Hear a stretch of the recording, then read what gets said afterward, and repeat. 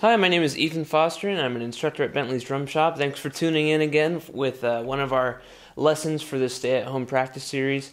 Today's lesson is going to be on inverted doubles. If you have been drumming for a little bit now, you've probably played a double stroke open roll, and what we're going to do today involves taking that and shifting it around just a little bit to get all of the permutations out of the double stroke exercise. And I'm going to be teaching you one of the exercises taught to me by Jim Ganduglia. It's a great exercise, and it's great for shifting around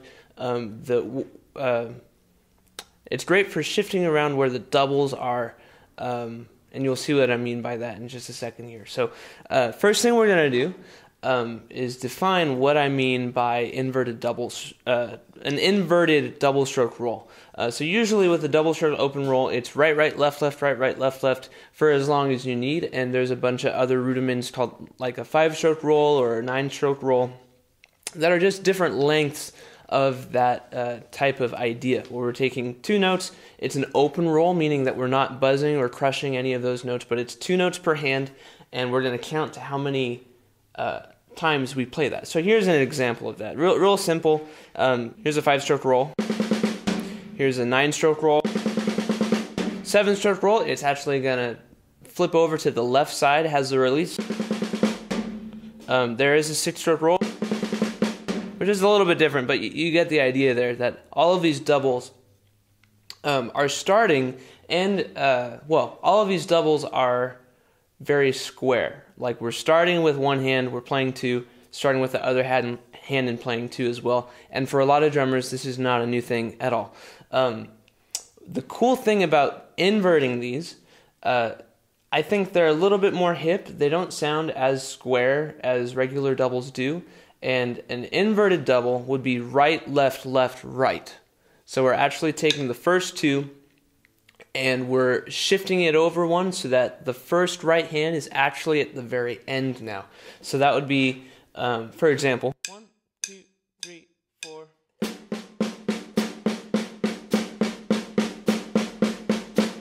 Or I'll put it on a couple different sounds so that you can hear the difference.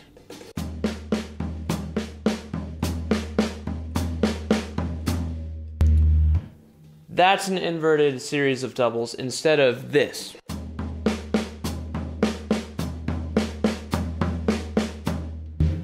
Both are really cool when you get them up to speed. I think the inverted stuff is a little bit more hip because it doesn't.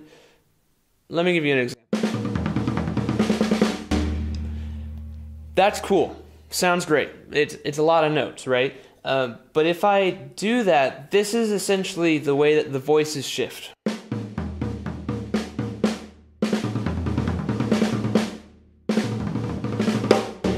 So it's really easy for a listener to kind of track where those notes are going, because essentially if you reduce the doubles, if you cut the notes in half, we still have this melody, right? Inverting the doubles makes it a little bit harder for the listener to really pick up on where the melody is and where those notes are actually meeting up. Here's an example of that. I think that's cooler. And it's pretty easy to get once you have the inverted doubles in your hand. So here's the exercise I mentioned earlier that my good friend Jim taught me that involves shifting this double stroke roll between all 4 different possibilities. We have right, right, left, left. That's the first one. That shifts into the inverted double with the right hand lead, right, left, left, right.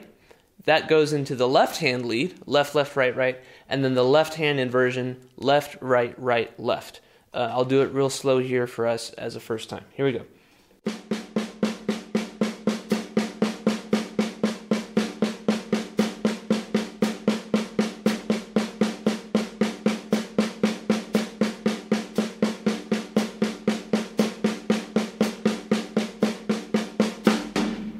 And at the end, you're back to the right hand.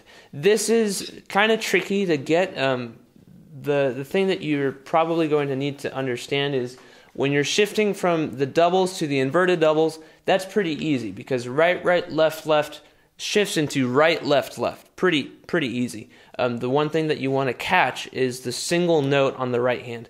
Let me split up the hands so you can hear the difference a little bit easier this time.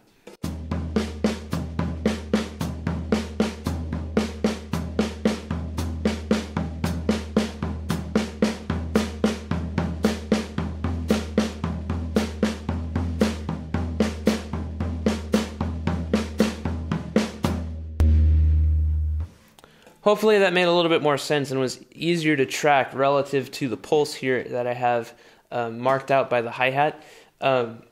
When you're switching between the regular double strokes and the inverted doubles, there's always going to be a remainder of one stroke that kind of has to be left out on its own, and that marks the start of the transition between those two different patterns. So right, right, left, left, right, right, left, left, right, right, left, left, right, right, left, left, right, left, left, right, right. It takes a little bit of energy to push it into that new pattern. So keep an eye out for that as you're practicing this.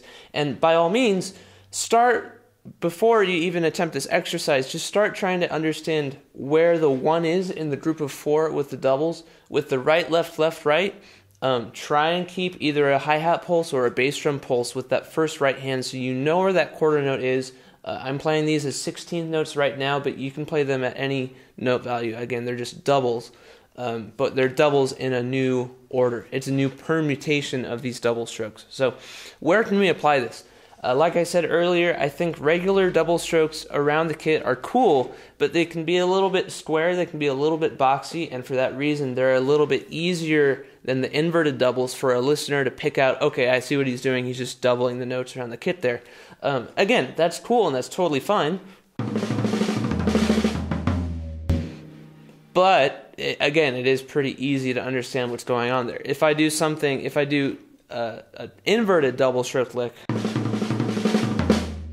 then it's a little bit more, how would I explain it?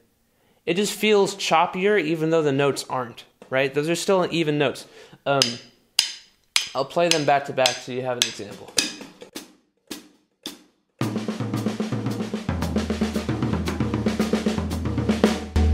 That was inverted.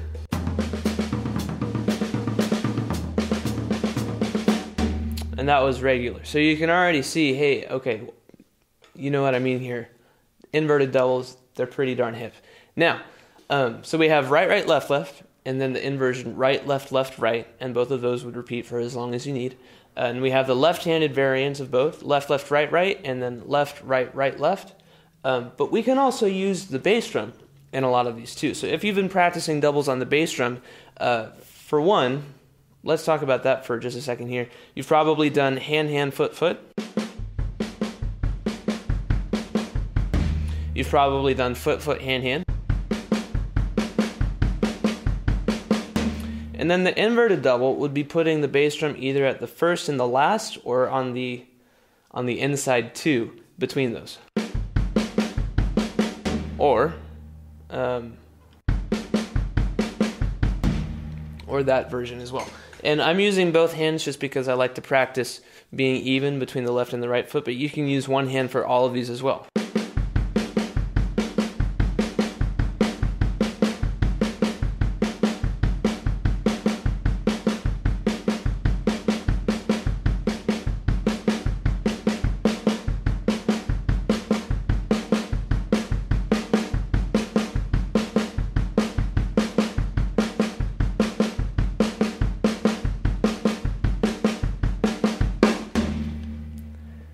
So I just went through the whole exercise twice using my hand in the place of one over the other. So the big thing I want you to get from this lesson today is how cool inverted doubles are.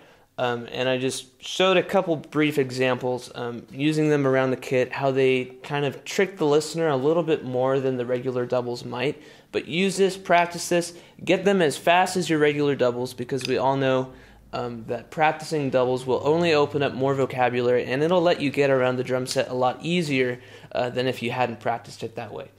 Another cool byproduct of practicing the inverted doubles is that you might notice your first note, let me rephrase that. You might notice your second note on any regular double stroke roll starts to become a little bit stronger. When you first learn diddles, it may have sounded a little bit like this, where the first note is quite a bit stronger than the second one because you don't know how to actually preserve that energy and use your fingers to help that second note sound as strong as the first one. You also might be using a little bit more wrist for a diddle or a double stroke roll than you need to. You might be coming from too high of a place in the first place because your diddle, the second note, isn't going to be able to return to that height, and so it's not going to have the same amount of velocity or volume as that first one, and then your end result is going to be pretty uneven. But the cool thing about this inversion idea is that you kind of start to focus on accenting the first one of the inversion, which is actually the second note of a double, if that makes sense. So I'll exaggerate for effect.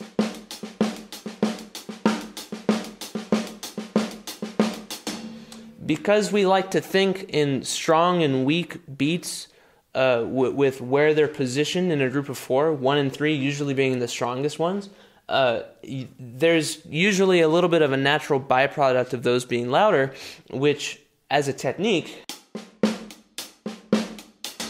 is great for strengthening that second note of a double stroke roll.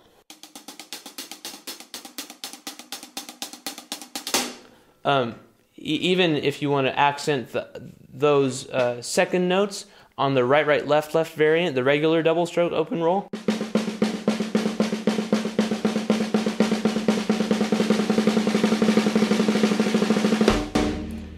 those diddles sound huge if you start to dig into them a little bit more. And that's a really, it's a nice extra thing that you can be practicing as you're going through these double stroke rolls. Let's talk about double stroke inverted rolls in grooves.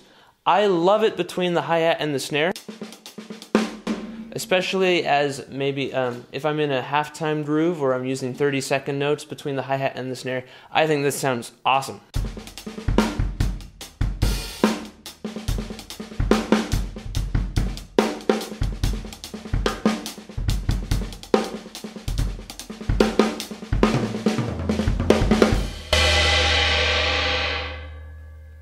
There's some paradiddles in there as well, for sure. Don't get me wrong there. And some different permutations of the paradiddles, which is one of the things that I'm planning on doing another lesson on here. But even just as an idea, hey, can I put doubles between the right hand and the left hand, but invert them, make them sound way more hip? That's awesome. That's cool. But people are going to know what you're doing there. This is way more misleading. I don't know why I did it that way. That's really hard. But anyways, hopefully you can catch what I'm saying here and you can get as excited about inverted doubles as I am. Use them around the kit. Use them as a tool. Come up with your own stuff. I'm not just going to hand you the fills. I want you to learn them by creating them yourself and by using this tool and this technique and this new way of thinking about what doubles can do in your own way and in a way that just inspires you to be more creative. So I hope you enjoyed this lesson. That's all for today, and stay tuned for the next ones coming up. Thanks.